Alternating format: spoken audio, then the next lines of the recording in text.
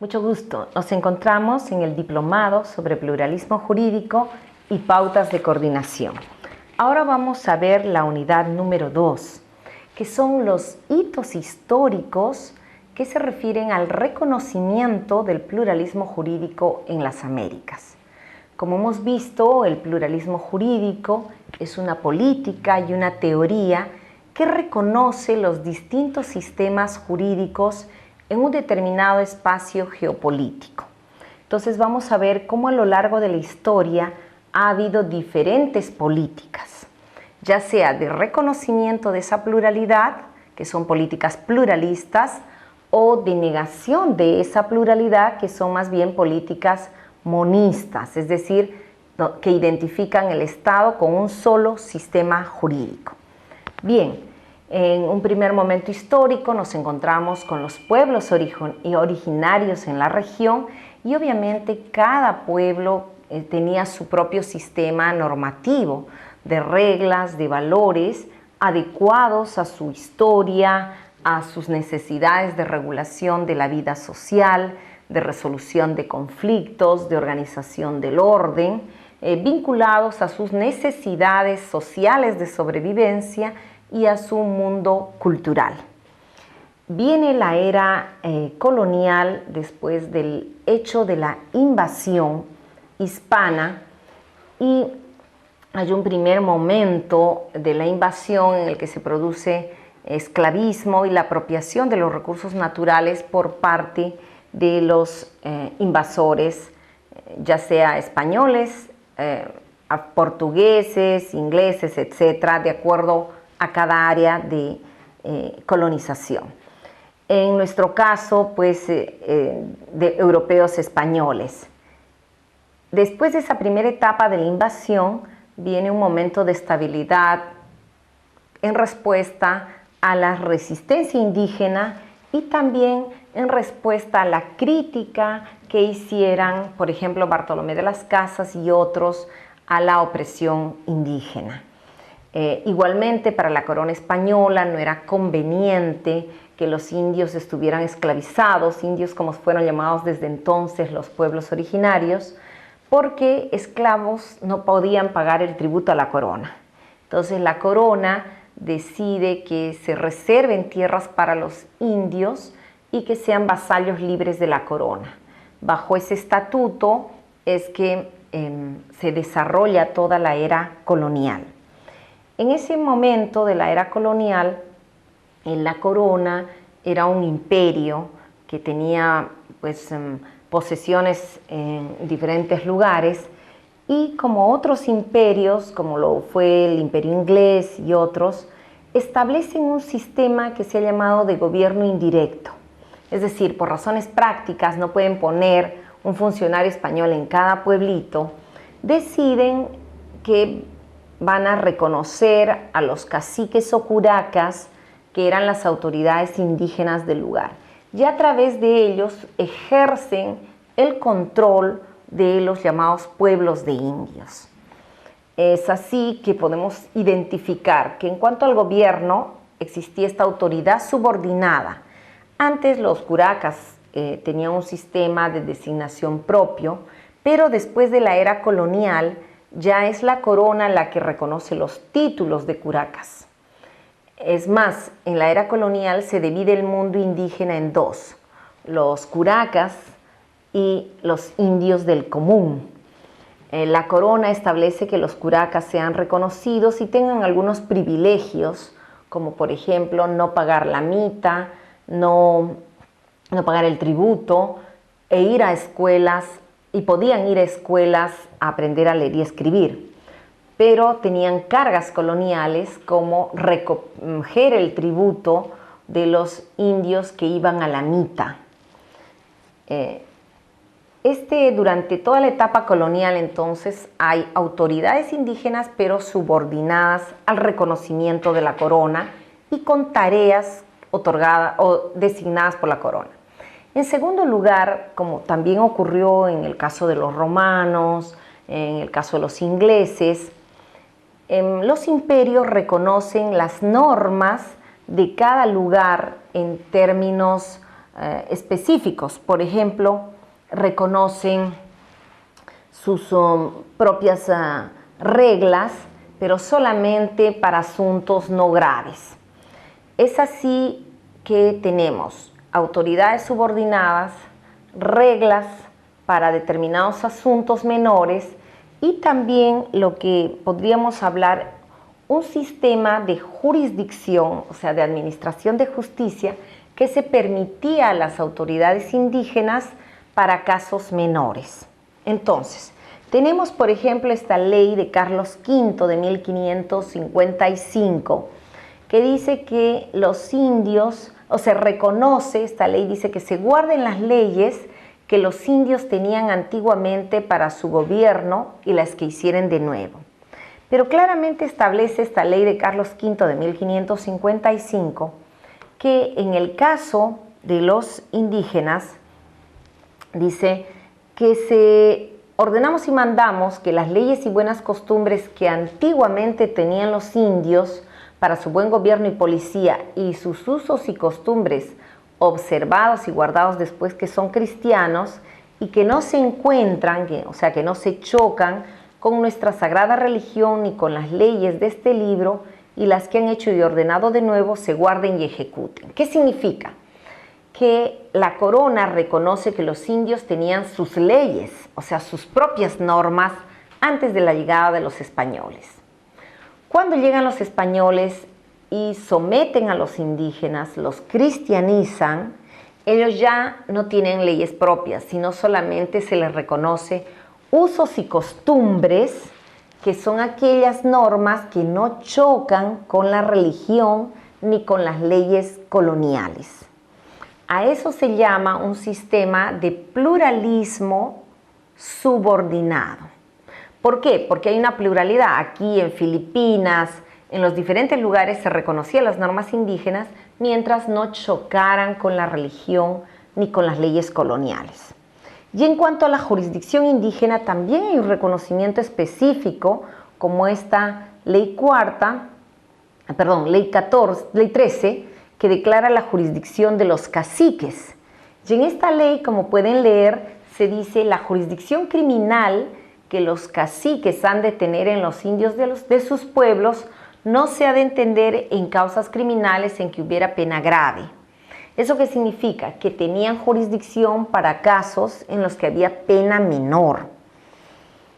Y en cambio los que tenían pena grave correspondía a las audiencias y gobernadores y la jurisdicción suprema, tanto en lo civil como en lo criminal.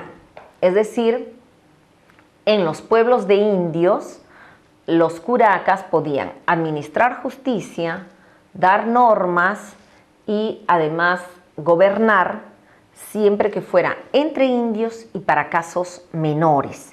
No podían ver casos graves ni podían tampoco juzgar a españoles.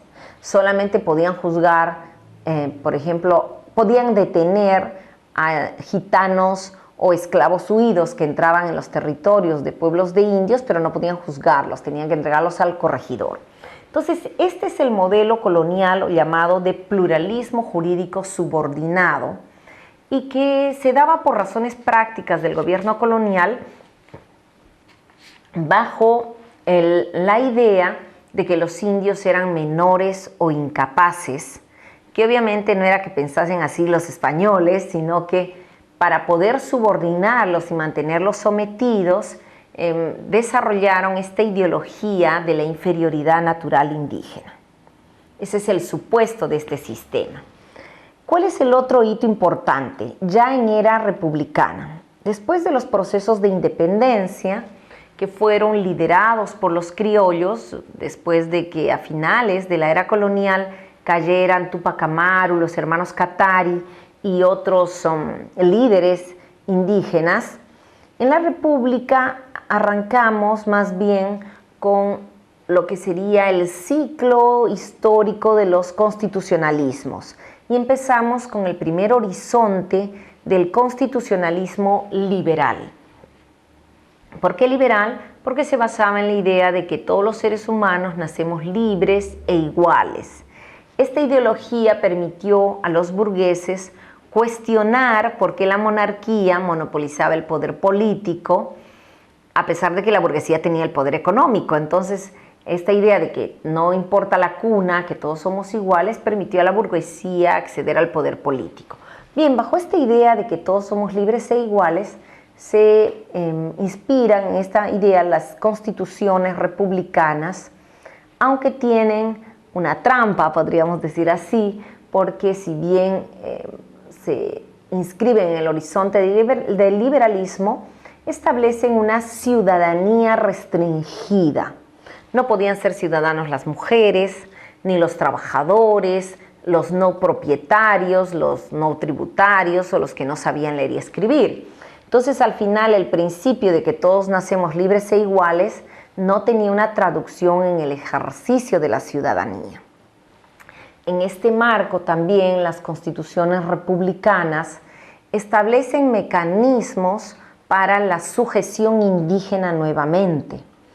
De hecho, en los casos en los que hubo pueblos de indios que tenían sus autoridades propias, como los curacas o caciques, en la República los criollos trataron de eliminar las autoridades indígenas. ¿Por qué? Porque tenían el temor de los levantamientos indígenas como hubo en la era, finales de la era colonial, como el de Tupac Amaru o los hermanos Katari. Tan es así que cuando llega Bolívar al Cusco y a Trujillo en 1824 y 25, lo primero que declara es la abolición de curacazgos y la abolición de los pueblos de indios, de la propiedad colectiva. ¿Para qué? Para facilitar que los criollos pudieran adquirir tierras de pueblos de indios. Y es así que los criollos se vuelven hacendados y adquieren todas las tierras indígenas, y los indígenas, en vez de volverse prósperos propietarios individuales, pasan a ser siervos de las haciendas. Entonces, durante el siglo XIX tenemos un modelo de un horizonte de constitucionalismo liberal, pero con ciudadanía restringida y derechos meramente individuales, donde los indígenas pasaron en la práctica no a ser ciudadanos, sino siervos de hacienda. ¿Y qué pasó con el derecho indígena que estuvo reconocido en era colonial? Pues dejó de estar reconocido. En era colonial, en era republicana, los indígenas no tenían su sistema jurídico reconocido. Bien, en era republicana, el derecho indígena que fue reconocido en era colonial fue totalmente eliminado. Las autoridades indígenas dejaron de ser reconocidas. Ya no existían más los curacas, fueron abolidos. El fuero indígena eliminado. Solamente el poder judiciario o judicial tenía potestad para administrar justicia. Y la potestad que tenían los pueblos de indios de aplicar sus usos y costumbres también fue eliminada. Solamente el Congreso tenía potestad para dar leyes para todos los ciudadanos. Entonces, ese pluralismo jurídico, aún subordinado que existía en era colonial, fue eliminado. En era republicana, el siglo XIX se caracteriza por una política de monismo jurídico.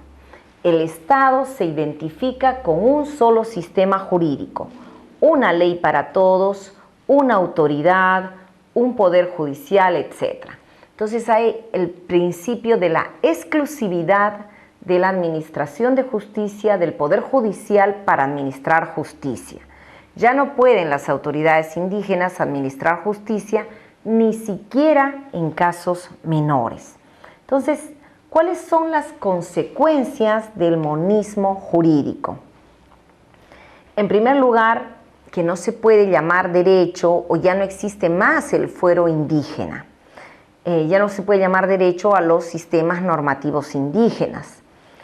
Los usos y costumbres que existían o que tenían algún nivel de reconocimiento ya no lo tienen. Las costumbres solamente pueden ser admitidas si no contradicen la ley.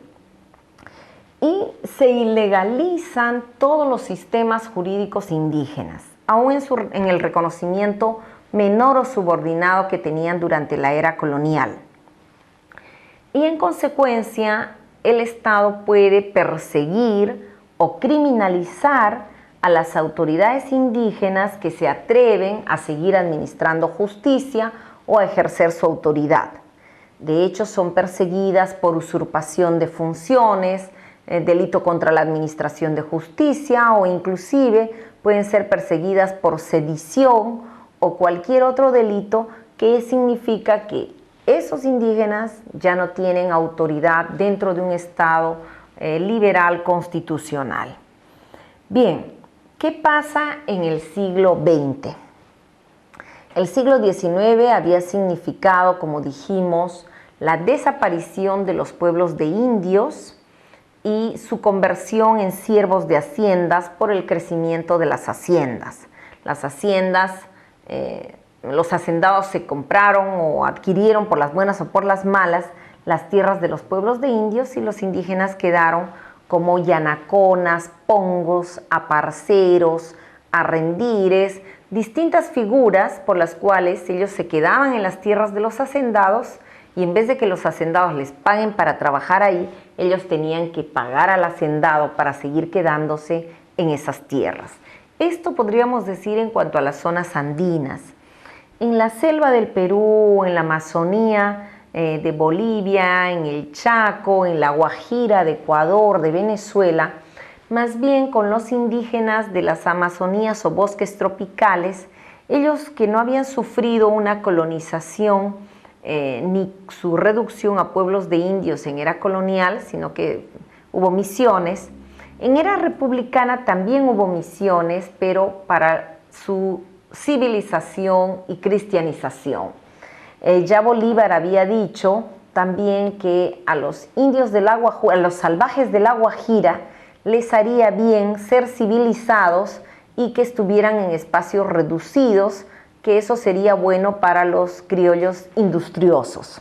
Entonces había todo un programa de colonización de los bosques tropicales y subtropicales que no habían, donde estaban los indígenas que se mantenían autónomos y no habían sido colonizados. Y en los casos de los indígenas que en era colonial tampoco habían sido colonizados, como los mapuche, los pehuenques, renqueles, pehuenches, o en el norte, donde firmaron tratados porque no pudieron ser sometidos militarmente, con estos indígenas las constituciones del siglo XIX tuvieron un trato como de indios bárbaros y establecieron la guerra ofensiva y defensiva. Por ejemplo, la Constitución norteamericana establece que es posible usar la guerra contra los indios, al igual que la Constitución mexicana de 1857, que permite la guerra defensiva y ofensiva contra bárbaros, o acuerdos interprovinciales en Argentina, que permiten el uso también de la guerra ofensiva y defensiva contra bárbaros, que son los indígenas, los pueblos indígenas que no habían sido sometidos, más bien con los que habían firmado tratados. Entonces el siglo XIX supone tecnologías constitucionales de sometimiento indígena, ya sea por considerarlos salvajes para reducirlos en misiones, por considerarlos bárbaros y hacerles la guerra y anexar sus territorios al Estado-nación, o más bien desaparecer sus tierras colectivas y sus autoridades para que los hacendados se puedan comprar sus tierras. Todo esto bajo un sistema, bajo una idea de que el Estado es único, solo hay una ley para todos y ya no hay pluralismo, sino monismo jurídico.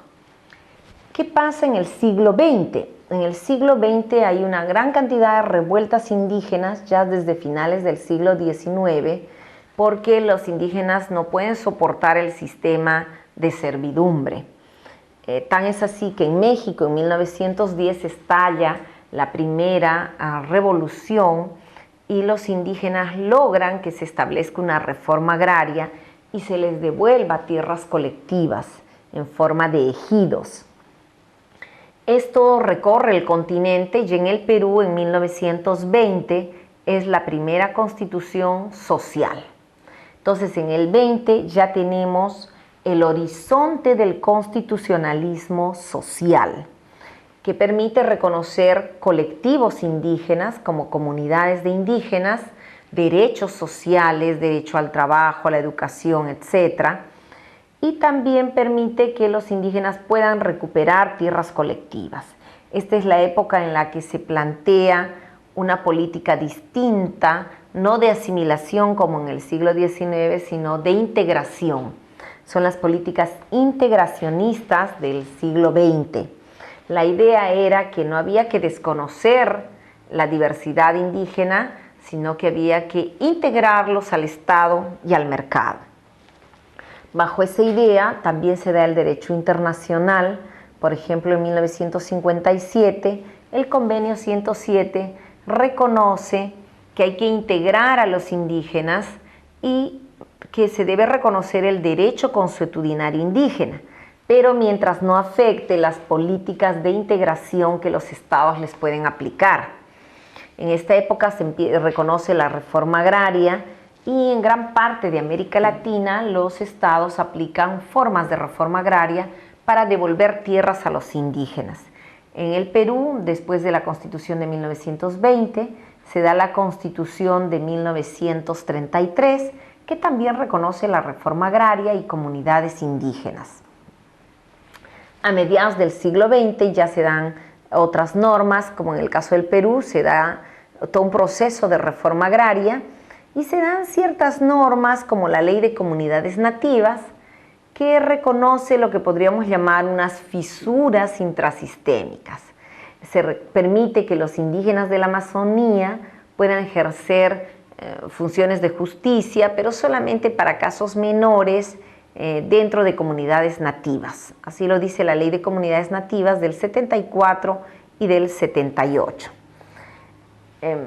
Nos encontramos entonces dentro de un horizonte del constitucionalismo social. ¿Qué pasa posteriormente? Hay un cambio hacia la década de los 80s y entramos a un tercer horizonte constitucional, el llamado constitucionalismo pluralista. También hay cambios en el derecho internacional que son muy importantes. A partir de los 80s hay 3 ciclos de reformas constitucionales dentro del horizonte del pluralismo. ¿Cuáles son estas reformas? En los 80s hay toda una crítica de lo que fue la invasión. Se acercan los 500 años del llamado descubrimiento, encuentro de mundos o encontronazo, y hay una crítica de la invasión europea. En este contexto se dan nuevas normas en el derecho internacional y también en el derecho constitucional. A nivel del derecho constitucional, en los 80s emerge lo que se va a llamar el constitucionalismo multicultural. Constituciones como las de Canadá en el 82, Guatemala en el 85, Nicaragua en el 87, Brasil y en la frontera en el 88, empiezan a reconocer la herencia multicultural, el multilingüismo. Esto es muy importante porque en el siglo XIX las constituciones establecían un modelo de Estado a imagen y semejanza de los criollos. En cambio, ya en los 80s se plantea un Estado que reconoce la diversidad cultural. En los 90s hay otro ciclo de reformas constitucionales que podríamos llamar de pluralismo jurídico.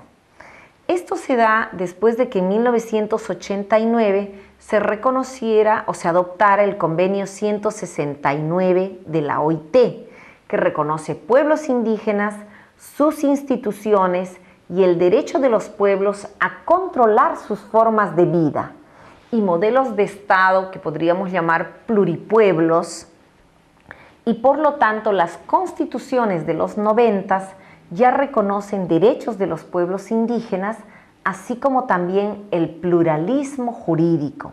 Es decir, que los pueblos pueden tener sus autoridades, administrar justicia o ejercer funciones jurisdiccionales y tener, de acuerdo a sus propias normas y procedimientos o de acuerdo a su propio derecho consuetudinario.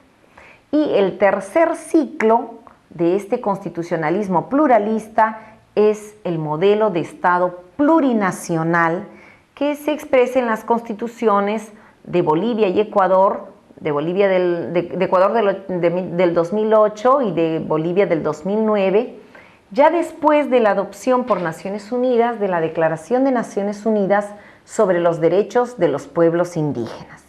Entonces, este último ciclo ya reconoce un pluralismo jurídico paritario, donde los pueblos indígenas pueden ejercer su sistema jurídico dentro de un modelo de Estado que reconoce las diferentes naciones jurídicas y reconoce el principio de la igual dignidad de pueblos y culturas y de la igual dignidad de los sistemas jurídicos que coexisten en un mismo espacio jurídico. Entonces, este modelo dice, bueno, todos nos vamos a sentar juntos y definir cuál va a ser el marco de derechos que vamos a seguir, cómo nos vamos a articular y cómo vamos a respetar las distintas normas y culturas que coexisten en un mismo Estado.